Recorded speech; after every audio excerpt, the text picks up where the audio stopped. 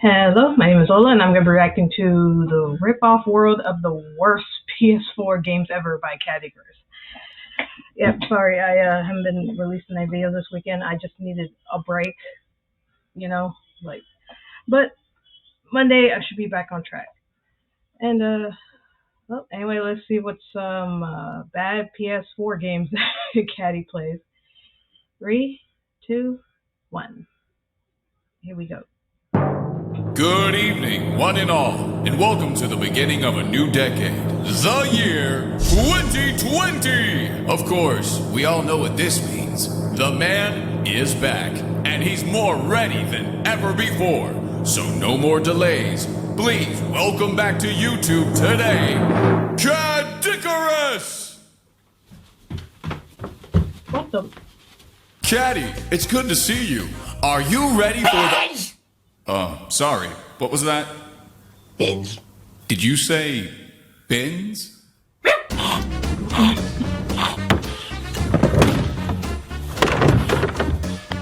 Well, hey man, when you gotta take out the trash, you gotta take out the trash, right?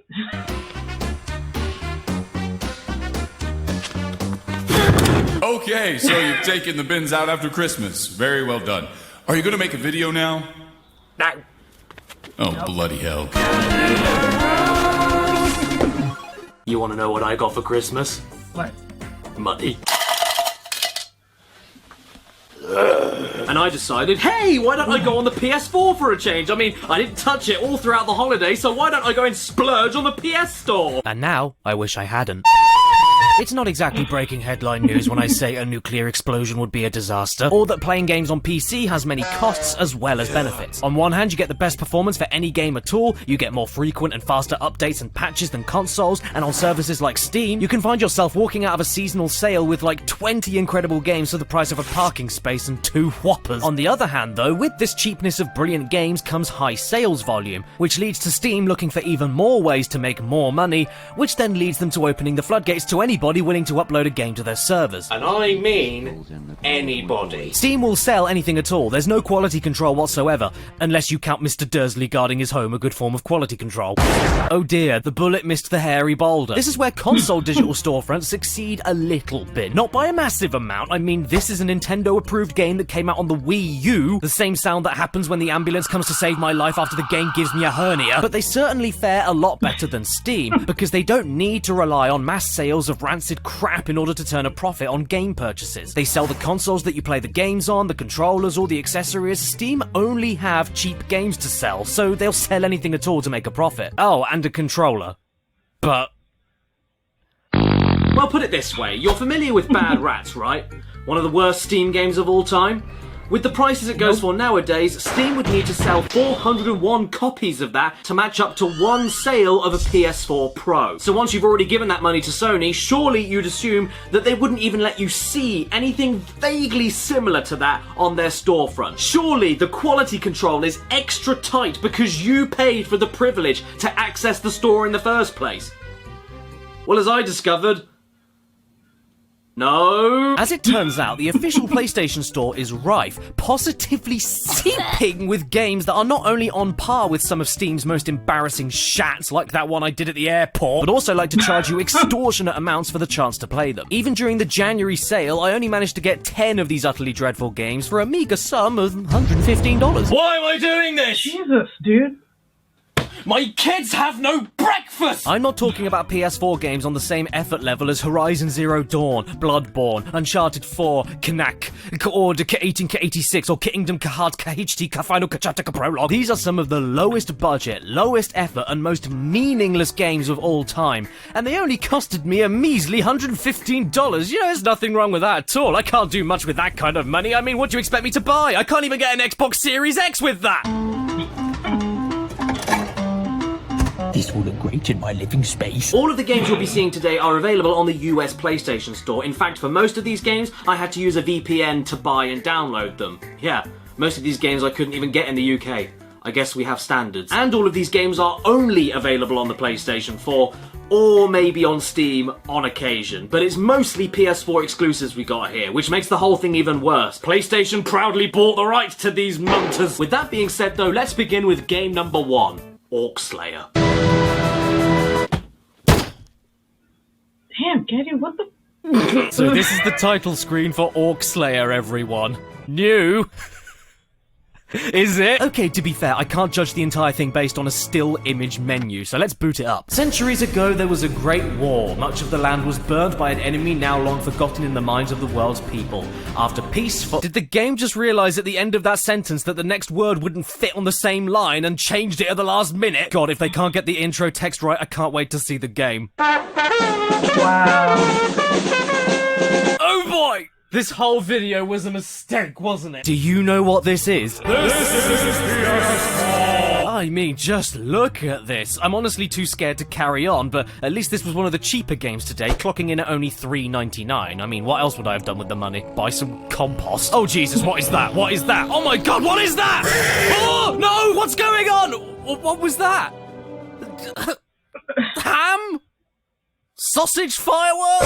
And I extend that question over to the game itself. What is going on? All you do level after level is kill orcs. That's it. You kill a certain amount of orcs, the tower thing drops down, you open the door to the next level, that's all you do. How many do you need to get? No idea. But I can tell you it's a number. Oh yeah, if you headshot the orcs, they also drop upgrade points that you can invest into power-ups, but you don't need to worry about that. Because every enemy couldn't be less interested in stopping you, even if all of their friends are dying right in front of their orky faces. Other than that though, what do you want me to say? The trees look like towels, the crossbow gives off more steam than Thomas the Tankin Dankin, explosions look like popcorn, and the orcs look like if Darth Maul forgot to get a haircut. Hello, I'm Caddicarus, and I'm here today to ask you all a simple question.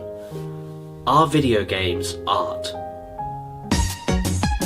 Not bad.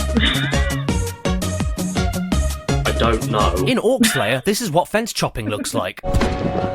Wow. And if you think that's good, whew, just wait until you see the Gatling gun. What the? Oh. Bye then. Who's ready for game number 2 then? Laws of Machine? I mean, it looks better than Orc Slayer does, at least as far as the menu is concerned, and our backstory is pretty cleverly told to us through these company leaflets and newspaper clippings. First domestic robot who can help you. This robot can everything. This is future. I made it for help and protect. English! Too much hard for you? Go on school! What do you have to do here then? You control copyright infringed bot and need to collect 100 volts worth of batteries in order to teleport to the next level and find Professor, who I think heard about Dr. Eggman and took too much inspiration from him. I mean, this is better than Orc Slayer at least, but it still feels way too amateur to be worth selling on the bloody PS Store. I think it feels like it's at most worth $2 more than Orc Slayer. Which is good, because it is. What else do you want me to say about it? What you see is what you get. You push blocks, you collect batteries, you don't blow up. Maybe even fly around on a jetpack for a while if your mummy lets you. Like Orc Slayer, there's just nothing else that much going on. You have one objective level after level, and that is literally it. Except now you have people watching what you're doing, like Ruben23. It's also worth mentioning that the music, where okay, is so loud that none of the sound effects manage to cut through it. Not even the trophy noise. And that is probably the most disappointing part. I love getting trophies, because at least I know that whatever I do, I'm going to get a little noise that makes me feel better.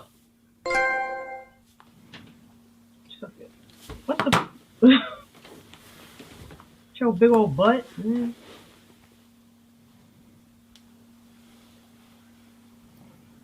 Yeah! On to game 3 now. The Unknown City, episode 1. Why have you done this to me, Santa?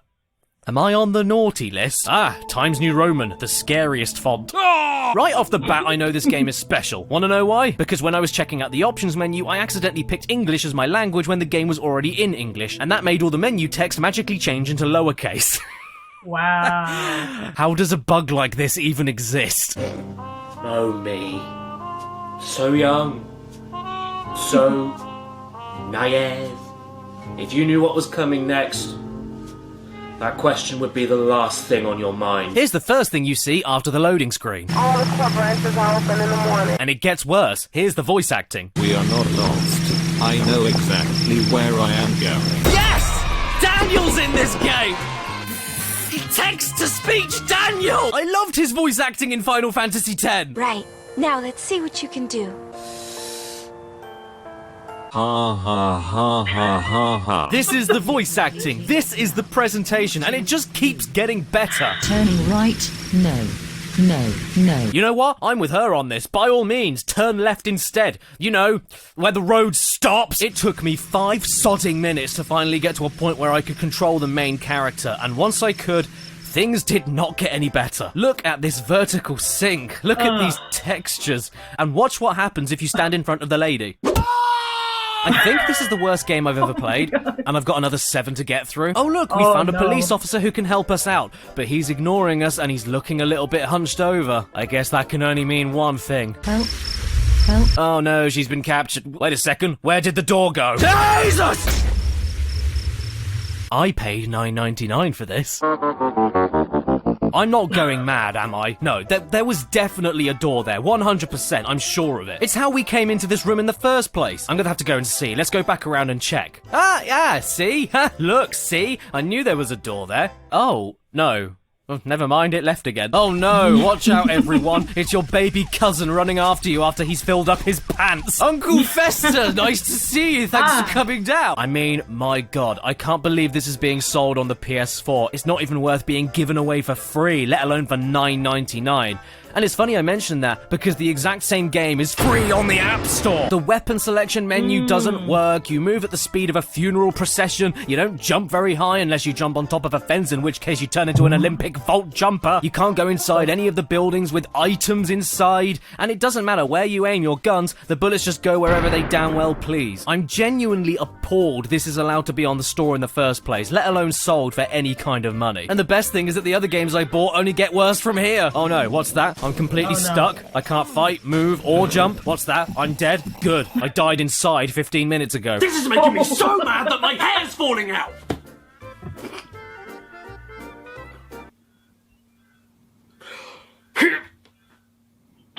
Farted. I need help getting rid of my hair! And what better way to do that than with the sponsors of today's video, Dollar Shave Club. Dollar Shave Club are the only club you should be a part of next to Club Penguin, and they have you covered for all of your grooming needs. Shower products, deodorants, oral care, and especially shaving. Caddy, no. And the good thing is, the razors are so smooth, I can't feel them on my tongue. I have been using nothing but Dollar Shave Club razors to tidy up the whiffly bits around my mouth for years now. And you can join in with this ultimate shave starter set they sent me. If you head to the description right now to dollarshaveclub.com/caddy, you can get yourself the executive handle and blades, Dr. Carver's prep scrub, Dr. Carver's shave butter, and Dr. Carver's shave dew, all for the low price of 5 Dr. Carvers. After that, the restock box ships you full product sizes at full price, but until then, why not give your grooming the kick in the follicles it needs, and go to the link below in the description and have yourself the best shave you've ever had. And who knows, you might actually shave. The next game we're taking a look at is Samael. Okay, for a second, how is it that Caddy makes ads fun? For real, if every advertisement on a TV, theater, even on YouTube, man, if they were all like advertised like Caddy's advertisement is, I would never want to skip or leave the ad again. How is it that Caddy makes ads fun, man? How? That's crazy. Next game we're taking a look at is Samael, the Legacy of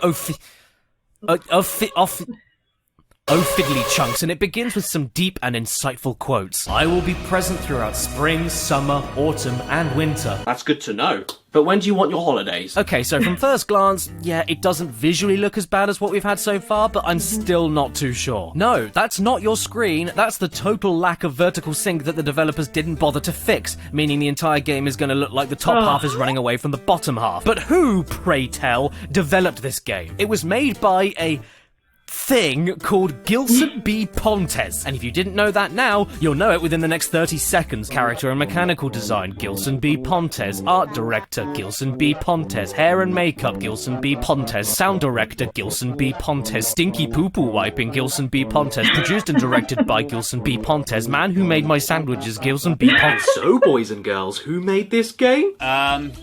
Gilson B. Pontes? Austin, you're a genius. How did you figure that out? Well, actually, that's because it's my YouTube name in reverse. Pontes B. Gilson. And you'd think that after the intro cutscene, you know, with the credits, that you wouldn't see the name Gilson B. Pontes again.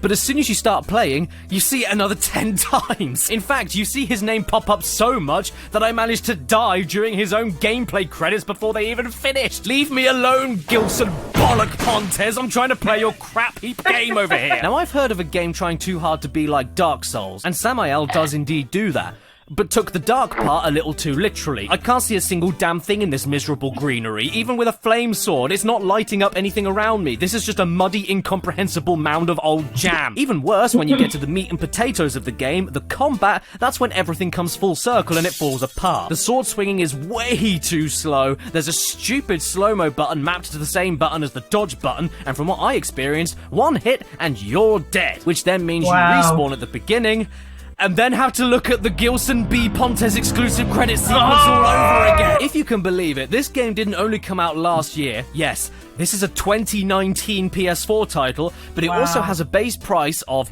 get ready for it, $29.99. I managed to snag it in the January sale, but Christ on a bike, $30 for this! Not even a little bit of stuff hanging out makes it worth it. And you know what's even better? This game is the most recent entry of a trilogy. A trilogy. Here we have Sword of Fortress, the Onion Museum, and take a guess who made it. Yeah. Gilson B. Pontes. We start off with an accurate date and location so we can thrust ourselves into this fantasy world properly. We're apparently in Megiddo, and the year is somewhere between 216 BC and 1815 AD, so the hardest part of this game is picking between the 2,000 years it could be set in. This game came out in 2018, so it's not quite as recent as the other one, but that's pretty impressive considering this is the best looking game from our old mate Gilson we've seen so far. It's not mind-blowing or anything, I mean, this branch is going for a nice float, but considering this game is older than Dark Souls 4, Dark of the Darkening Dark, I'm willing to muster a little bit of praise for it. Yeah. Where the game fails entirely is with everything else though. You see this running speed? That's as fast as you're going, and our first objective marker took me 4 minutes in total to run towards. And that's 4 minutes of absolutely nothing else going on. Only running to reach the first boss. And then when you finally reach the boss and get shanked in one hit, because of course you do, you respawn right at the start of the 4-minute run all over again! No. This then brings us over to the first game of the Gilson B. Pontes epic trilogy released in 2017, Spear of Destiny, the Gilson B. Pontes. And this time we actually have some voiceover to fill us in on the game's world. This fantastic ancient world has been invaded by powerful enemies who rule in the dark. Several centuries have passed. I didn't say it was good, I said it was there. Oh man, I am hungry. I'm gonna go make some dinner. I cannot make any dinner because I have to play this game. I must buy bread and milk from the shops later to make my dinner, so I suppose I could not make my dinner. So what do we do in this game? We have to look for all of the hidden relics that aren't hidden at all because they're pointed out for us, defeat the enemy guarding the relic, and then go off and find the next relic. Out of the entire collection of Pontes games so far, this one, while still not good at all, is easily the most playable. Your running speed is good, you have a health bar and stamina meter, and buttons actually do what they're supposed to do. But this means nothing when the game's frame rate runs as smooth as a rusty bike chain and the jumping animation looks like we take a quick hop and forget we're supposed to leave the floor afterwards.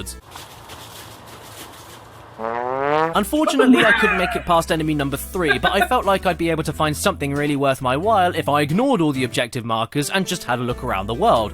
So that's what I did. And would you look at that, I found myself a river. Do you think we can go swimming in it?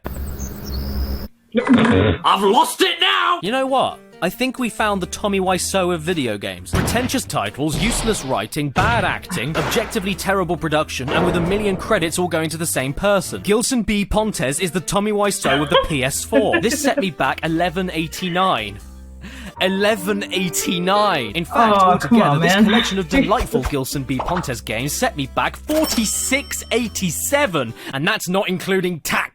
In a world where for the same amount of money we could buy a pre-owned copy of Spyro Reignited and the Insane Trilogy together for 6 genuinely incredible games, why are Sony okay with these being on the store and charging this much for them? I mean, somebody has to apply the discounts at Sony headquarters, so they must know these games are here. They know they exist, so why are they okay with them being here? They're taking a cut of the profits, aren't they? And you'd assume, like I did, that these were probably some accidents that were just slipping through the cracks of the PlayStation HQ. You know, they probably didn't even realise they were on the store. That is always a a possibility. But if that's the case, then please explain these final 4 games I'm going to be looking at. Because they have trailers that were uploaded on the official PlayStation YouTube channel. First up, we have Caddicarus Damage. Here's the trailer that PlayStation themselves shared on their channel. Who are you fooling? You're no cat.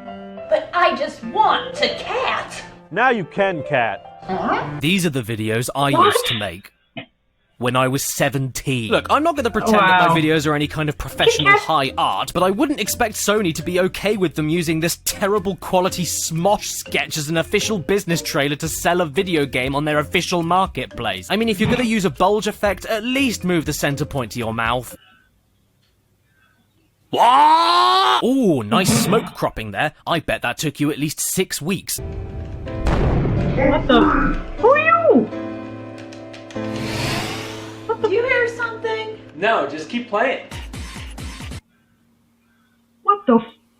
What? Yeah, that was the trailer. I'm sure the game can't be any worse than that, and that is the fastest time I've ever been proven wrong in my life. Postman Pat, Postman Pat, Postman Pat, and it's black and white splat! Caddicarus Damage is a first-person game where you control a cat and be a big smelly arse. You knock things off of shelves and swipe power-ups to knock things over easier, and that's it, yeah, that's it. The idea of being a cat that just breaks everything is a cute one. Fine, sure, whatevs, but once that concept's idea loses the charm, the game had better carry the rest of the concept along. But it doesn't. This is a really boring game. You just swipe things off of other things with wonky physics and ugly graphics. And make sure you're quick, because you only have 4 minutes and 60 seconds to do it. I heard through the grapevine that this was apparently supposed to be a joke game that wasn't that brilliantly made for the sake of the humour, but come on, blow me a new one. It's still on the store and costs you $9.99, and for an extremely one-track game with one joke, that is not cheap. Sure, it has VR functionality, which gives you a little more for your money, but just the idea of looking at these other cats in VR makes me throw up out of my nose, so I think I'll pass. I am your father. Up next, we have a very serious game called Flowers Are Dead, which also had an official PlayStation channel trailer, clocking in at a respectable 663 likes and 4.1 thousand dislikes. And why is that? Well, because the trailer is just this.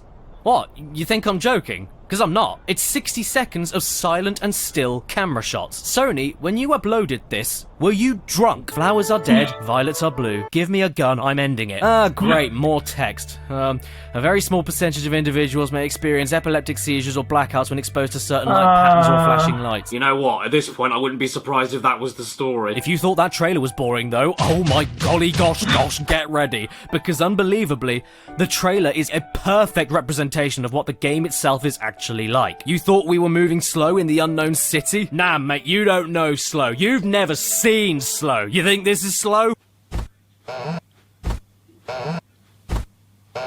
Yeah, that's pretty slow, dude. Well, you go slower than that. Dear Lord, who thought any of this was a good idea? Why? This is agonizing. This isn't a video game, it's a dying man simulator. And what goes on in the head of a dying man? We're going to be meeting someone who's been your guardian angel. Yes, my lumpies and germs. This is a walking simulator where you collect cassette tapes to fill in the gaps of a narrative. But whenever you collect another tape while another is still talking, you can layer them on top of each other infinitely. Isn't this relaxing? And this is even more disappointing for me because I love a walking sim when it's done right. But this? I was Ariel, a member of the club. This is the video game equivalent of you throwing a house party and everyone talking loudly in the kitchen. I need to find Ariel. Don't worry, I found it. Sure, it looks okay for an indie game, but god no, there's nothing to it. This might as well be an audiobook, but it isn't, so I might as well make the most of this interactivity. Let's explore a little bit. Let's go inside this house. There must be something to see here. God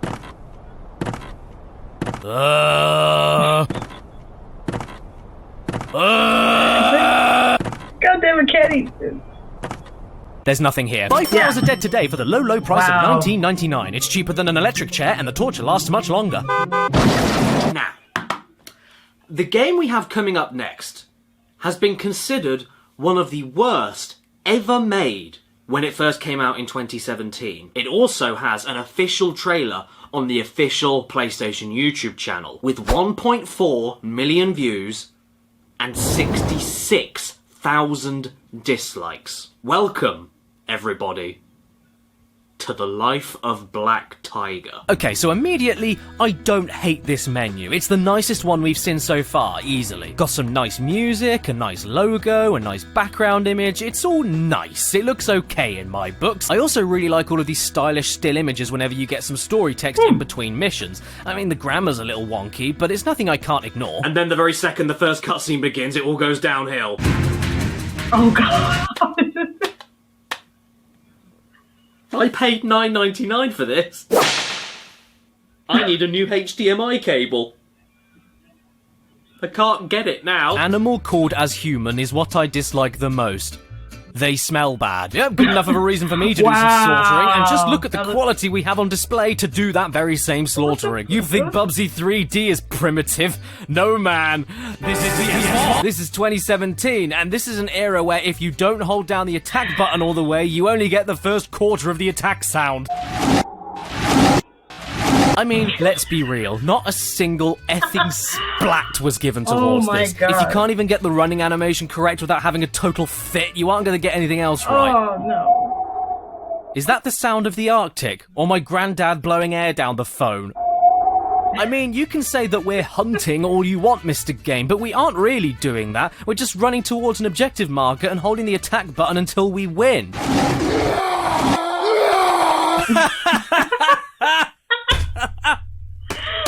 They got throwing ragdolls, dude. Screw everything. Hey, where do you think you're going, young lady? You can't escape me!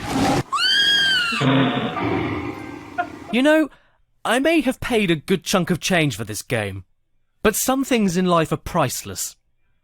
And that was one of them. On to the next level. Yeah. I'm alone now. I was alone and will be alone. But I'm not lonely. Oh, well, that's good. Whoa, Black Tiger, how did you do that? We were in the Arctic 5 minutes ago. Did you get the next available flight to the jungle? No, of course you didn't. You're a tiger. Tigers can't use check-in desks. You obviously just ran up the wall, escaped the land of snow, and then floated over to the land of grass instead. Wow. This is legendary, people. You know that Dust and Elysian Tale was made by one guy? Sorry, dude, but you do not hold a candle to Life of Black Tiger by one games. Pretty soon, I'm sure there'll be 2 games. Then what are you gonna do? Like every other game we've discussed today, you only do one thing in Life of Black Tiger: follow a marker and hunt animals, and every so often eat them. Hey, Joey, how you doing? Sometimes you don't even need to hunt animals though. Simply walking over to a smelly patch is enough to finish the mission. My favourite mission though was when I had to survive from a pack of wolves until the fixed time. After I tried fighting them head on to no avail, I then realised I could just outrun them, and after that happened, I just hid on top of a rock and never got touched until the timer ran out. Hello? Wow. Hello? This game is a mess. Hello? Man. Ultimately, I did give up on this mission though, because trying You gotta admit, at least they gave you some good wallpaper material, though. to fight the big bad boss of the wolves with my new female companion was essentially impossible when my partner just parked herself right there and watched me die. Why was the trailer for this shared on the PlayStation channel? Did Sony lose at Spin the Bottle? I want to know how any of this happened. Oh, and by the way, this is a game that is also completely free on the App Store. Go home, Sony. I'll call you a taxi. Just get out of my house. You've broken enough pottery. Oh, what's that? You thought I was done? Oh, no way, sunshine. I'm nowhere near done yet, because there's another game I want to show you, and I think it's worse than Life of Black Tiger. Keep watching at your own risk, because I don't think any of you are ready for this one. What the hell was that? Oh my Okay, God, yeah, Kenny. I think this is more than enough PS4 for me today, thank you! Hang on, wait, this is an RPG? Good God, I mean, what do we name ourselves in a game like this? I know, Sucky Flop. That's who we are. And what does Sucky Flop look like? Time to go for a walk then, Sucky Flop, here we go! How does this game work? I don't know. Stop asking me. You walk into an enemy, stamina bars appear, you wait for yours to be full, and then you attack with whatever weapon you have one single time, and then wait for the whole stamina bar to recharge. Sony, the PlayStation Classic was one thing, But this is taking the mick a little bit. What do you even call a game that looks like this? Oh, I know. Skylight Free Range 2 Gachdween. This game is free range guacamole! You know when game developers tell you that they don't add women into their games because the animation and modeling takes too much time and money? Well, I didn't believe them until today, because it was clearly too difficult for this game. Lara Croft and your pyramid chest, move aside. These are breeds. Happy 23.99, everyone! This always seems to happen to me on the first month of the new year. PlayStation do something stupid. It costs far too much money. And I cry. Caddy, Yeah? what's for dinner? We haven't got any dinner. Oh. Why? Gilson B. Pontes! Subscribe and hit that bell. Follow me on Instagram and Twitter, but not in real life. Special thank you to all my executive producers on my Patreon in the description below. Basil, Brandon, TARDIS Type 40, Exopaz, Brandon Butler Williams, Nightshade 96, The Game Shed, Ramen Wolf 1485, N. Comida, Red Eyed Critic, A.D. Thornton Smith, Mitchell Reed, and Alex Hinecliffe's birthday present. Stan, do you like demonetized? Yeah, he does. Wow, those are some very, very bad PS4 games. Like, my God, how can any of those companies just say, "Oh yeah, we'll put your crappy game on our console"? Oh God, Jesus. And one of them was like $30 freaking. Like, why, Sony? Jesus. God, it's terrible. Anyway, that's it. That's my reaction to the rip-off world of the worst PS4 games ever by Caddicarus. Well, everyone, take care of yourselves and each other, and I'll see you in the next one. Bye.